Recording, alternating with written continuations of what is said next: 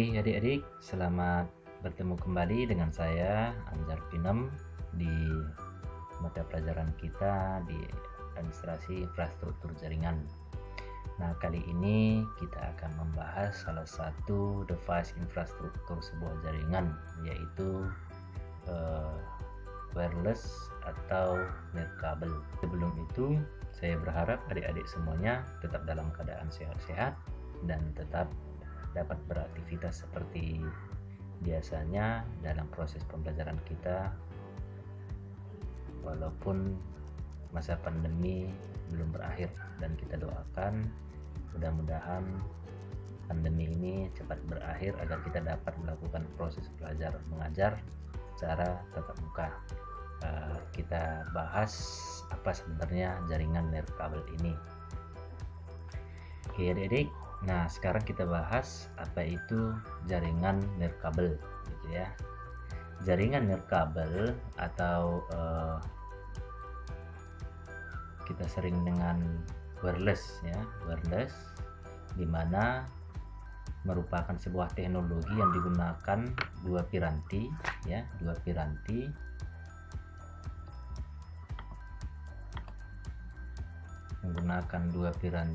untuk bertukar data tanpa media kabel atau nirkabel ya, tanpa menggunakan kabel. Jadi dua piranti yang dapat bertukar data tanpa melalui kabel atau nirkabel ya. Nah, data dipertukarkan melalui gelombang cahaya, misalnya seperti infrared ya, seperti remote TV. Jadi kita bisa mengganti channel, itu bertukar data antara piranti TV-nya dengan remote-nya. Jadi kita bisa melakukan pengubahan atau pergantian channel di TV gitu. Ini contohnya menggunakan gelombang cahaya. Nah, kemudian ada juga media yang digunakan kalau kita bertukar data tanpa menggunakan kabel, yaitu ada gelombang radio. Misalnya menggunakan Bluetooth pada ponsel ya, ini lama sih ya. Sekarang kalau mau tukar data WA aja gitu ya, agak lebih repot ya menggunakan Bluetooth karena harus setting lain-lainnya. Kemudian Bluetooth ponsel dengan komputer misalnya. Nah, jadi Bluetooth komputer juga ada device Bluetooth-nya gitu ya. Nah, kemudian ada juga media yang digunakan frekuensi tertentu. Nah, misalnya di sini ada beberapa macam media transmisi yang digunakan tanpa menggunakan kabel. Yang pertama itu ada gelombang radio, ada gelombang mikro, kemudian ada gelombang cahaya atau infrared. Nah, sebenarnya apa keunggulan dari jaringan nirkabel ini gitu ya, sehingga harus kita bahas gitu ya. Nah, keunggulannya dapat kita lihat, yang pertama itu tingkat mobilitas tinggi. Nah, maksudnya tingkat mobilitas ini ya, kalau misalnya kita menggunakan jaringan nirkabel akan memberikan kita kemudahan untuk mengakses informasi di mana saja atau dimanapun ya kita berada ya, selama kita itu dapat terjangkau dengan jaringan nirkabel tersebut gitu. Nah, misalnya di HM. Jadi kalau HM kan ada WiFi untuk SMK ya, SMK. Jadi kalau misalnya menggunakan kabel, guru-guru yang sedang berada di ruangan sebelah lab itu maka harus ditarik kabel gitu ya.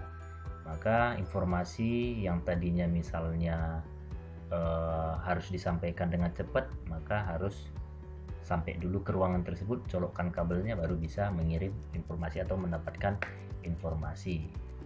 Nah, atau misalnya kita ibaratkan seseorang pengguna yang berada di lokasi mana saja di kantor ya, atau di ruang publik ya, misalnya menggunakan hotspot di ruang publik.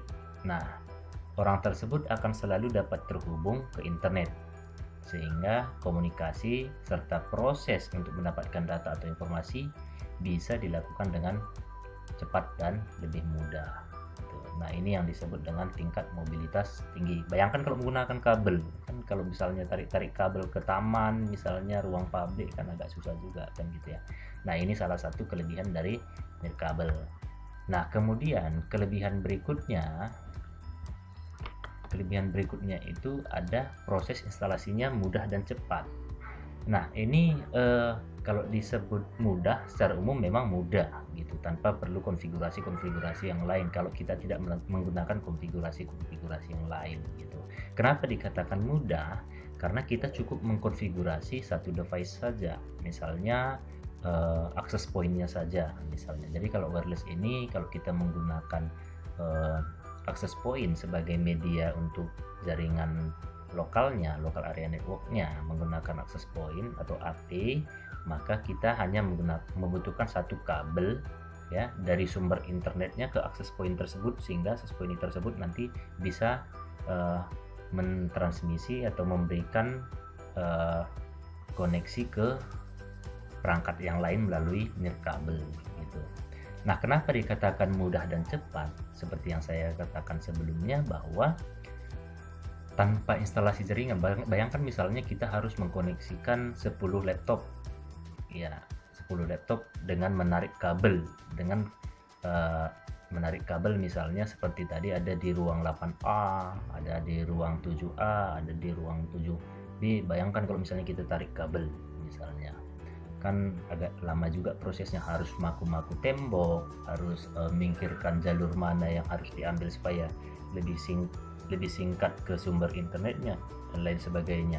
Sedangkan kalau kita menggunakan instalasi nirkabel, kita cukup mengambil sebuah titik koordinat, di mana di titik koordinat tersebut nantinya dapat terkoneksi atau menjangkau ke bagian mana yang ingin kita access point itu dapat dijangkau gitu. Radiusnya seperti apa, jadi kita cukup mengambil titik, jadi cukup pemasangan satu kabel saja gitu. Jadi koneksi dengan perangkat yang lain cukup menggunakan nirkabel. Nah, seperti itu ya. Jadi keunggulan kedua itu merupakan proses instalasi yang sangat mudah dan cepat. Nah, itu keunggulan dari nirkabel. Nah, kemudian keunggulan yang berikutnya itu jaringan nirkabel itu lebih fleksibel. Nah, apa yang dikatakan fleksibel ya? Nah, fleksibel ini maksudnya di sini bisa digunakan di mana saja misalnya. Maksudnya bisa digunakan di mana saja. Contohnya gini, ada satu lokasi yang kalau kita memasang kabel harus muter nih misalnya, harus muter karena melewati perapian, misalnya ada tungku api di situ. Jadi kalau misalnya kita buat misalnya kabel atau tembok lah, misalnya tembok misalnya tinggi misalnya, atau ada jeruji besi misalnya tinggi yang nggak bisa kita tembus dengan kabel yang lain misalnya seperti itu. Nah, dengan jaringan nirkabel ini kita memungkinkan untuk membuat jaringan yang terhalang oleh tembok atau jeruji atau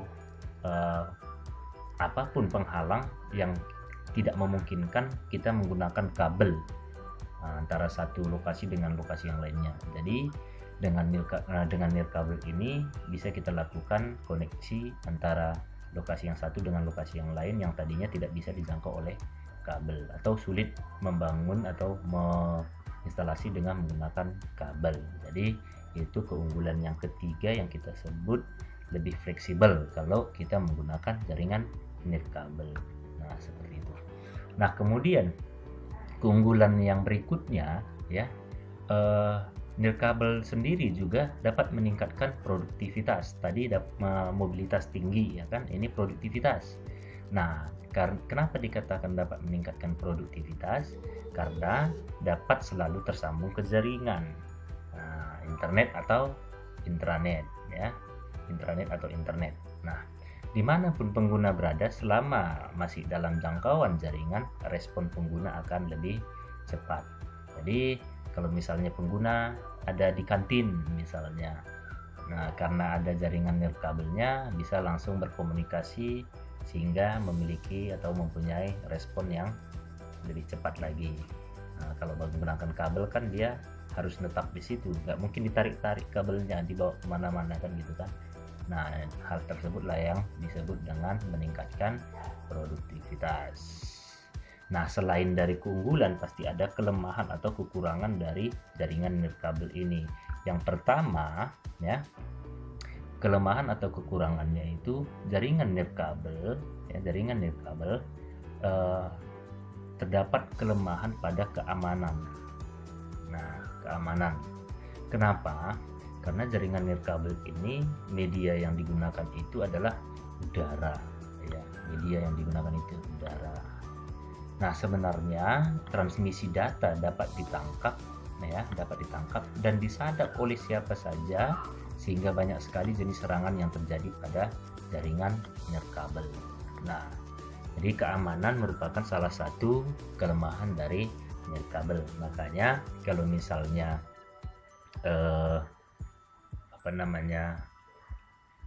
perbankan, ya, akan membedakan jaringan yang publiknya dengan jaringan yang digunakan untuk data mereka gitu. Jadi karena jaringan publiknya misalnya ada nih bank menggunakan free wifi, jarang kayaknya ya menggunakan free wifi bank gitu ya. Kalaupun ada seperti itu tadi, pasti dibedakannya jalur antara jaringan yang digunakan untuk bertransaksi dengan wirelessnya atau nirkabelnya gitu. Nah, kemudian kelemahan yang berikutnya itu ada faktor kecepatan. Nah, saat ini kecepatan nirkabel itu sudah ada yang sampai 300 Mbps, ya, 300 Mbps. Ya. Bahkan lebih saya rasa. Nanti Anda boleh cari, ini salah satu tugasnya, boleh cari tahu dulu ya berapa kecepatan maksimum sekarang yang dapat digunakan untuk transmisi nirkabel menggunakan access point lah misalnya, berapa kira-kira maksimumnya gitu. Nah, menyediakan jadi faktor kecepatan. Jadi kalau misalnya jaringan nirkabel ini menyediakan 11 Mbps hingga 54 Mbps. Nah, kecepatan data dipengaruhi oleh lingkungan sehingga laju data menjadi 10 Mbps hingga 24 Mbps. Kemudian kalau misalnya menggunakan wireless point to point atau perangkat radio, misalnya ada nih dari satu daerah ke daerah yang lain harus kita komunikasikan gitu ya menggunakan radio, media gelombang radio misalnya. Nah, ini faktor cuaca sangat mempengaruhi sekali gitu. Kalau cuacanya misalnya mendung atau hujan atau misalnya angin kencang, maka kemungkinan titik poin antara pemancar dengan penangkap jaringannya bisa saja bergeser sehingga bisa melakukan gagalnya transmisi data. Nah, atau misalnya seperti misalnya dari access point lab kita kan di lantai 3 ya, di lantai 3. Nah, ke lantai 5 misalnya. Nah, ini faktor dari infrastruktur bangunannya. Jadi karena ada tembok ya, kemudian akses ke lantai 5 itu dari kanan dan kiri saja, sedangkan lab kita berada di tengah kan gitu kan. Nah, ini mungkin akan sulit dijangkau ke atas, ataupun kalau terjangkau pasti kecepatannya menurun karena sinyalnya pasti akan menurun gitu. Nah, kemudian faktor kelemahan terakhir ini faktor biaya. Sebenarnya kalau saat ini faktor biaya ini bisa diabaikan. Kenapa? Kalau di sini kan faktor biaya menjadi sebuah kelemahan karena harga komponen untuk membuat jaringan nirkabel masih tergolong mahal. Ya kalau yang bagus iya gitu ya. Tapi sekarang sudah ada nirkabel yang ya lumayan terjangkau lah. Yang mahal ini mungkin seperti ini nih. Ada satu misalnya rumah A dengan rumah B ada kisaran 2 km gitu misalnya, atau 4 km. Nah, sedangkan di rumah B sudah masuk jaringan, misalnya kita sebut saja satu provider IndiHome misalnya, ada jaringan IndiHome. Kemudian di rumah si B ya, tadi rumah A sudah mendapat jaringan IndiHome misalnya, kemudian rumah B yang jaraknya tadi 5 km misalnya belum ada jaringan fiber optik untuk IndiHome-nya, tapi si B ingin memiliki koneksi internet dari IndiHome. maka dibutuhkan sebuah perangkat yang dapat menghubungkan dari rumah A ke rumah B.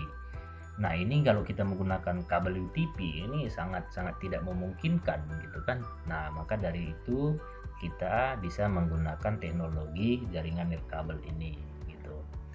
Nah, teknologi jaringan nirkabel ini dapat dilakukan untuk memudahkan atau mengambil transmisi data dari rumah si A tadi ke rumah si B. Nah, hal-hal seperti itu yang membuat faktor biaya ini tinggi. Tapi kalau misalnya hanya menggunakan akses point dalam satu lingkupan saja, ya, dalam satu ruangan atau dalam satu gedung, mungkin nggak terlalu besar biayanya. Malahan bisa kita katakan lebih besar biaya kalau menggunakan kabel gitu. Nah, itu yang dikatakan faktor biaya tadi, ya. Jadi bisa dibedakan ya, faktor biaya itu kapan bisa berpengaruh, ya, kapan bisa lebih murah gitu. Oke adik-adik, demikian dulu materi kita karena ini hanya 2 les saja kita. Jadi mungkin nanti setelah ini kita akan bahas tentang jenis-jenis teknologi jaringan nirkabel. Misalnya ada wireless access point network, ya, atau wireless local area network, ya, atau wireless personal area network, banyak sekali ya. Kemudian teknologi jaringan WAN dengan kode-kode tertentu apa fungsinya dan seterusnya. Misalnya 82/15 itu apa gitu ya. Ada standar-standar yang digunakan dalam jaringan nirkabel ini. Nah, ini kita bahas pertemuan selanjutnya. Jika ada yang mau ditanyakan silahkan ditanyakan, tapi jika sudah mengerti nanti ada kuis, tolong dijawab. Kemudian dijawabnya jangan terlalu lama ya, karena kalau terlambat kuisnya langsung tidak bisa lagi terlambat ya. Kalau terlambat langsung 0 itu. Oke, demikian adik-adik, terima kasih atas perhatiannya, semoga bermanfaat dan salam sehat selalu.